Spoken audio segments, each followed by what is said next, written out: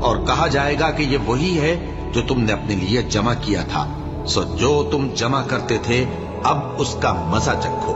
کیا ان لوگوں کو معلوم نہیں کہ جو شخص اللہ اور اس کے رسول سے مقابلہ کرتا ہے تو اس کے لیے جہنم کی آگ تیار ہے جس میں وہ ہمیشہ جلتا رہے گا؟ یہ بڑی رسوائی ہے۔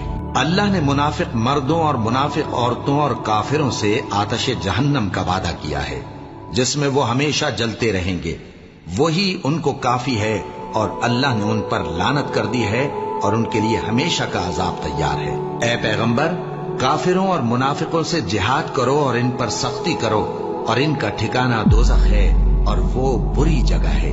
یہی وہ جہنم ہے جس کے تمہیں دھمکی دی جاتی تھی، جو تم کفر کرتے رہے ہو اس کے بدلے آج اس میں داخل ہو جاؤ۔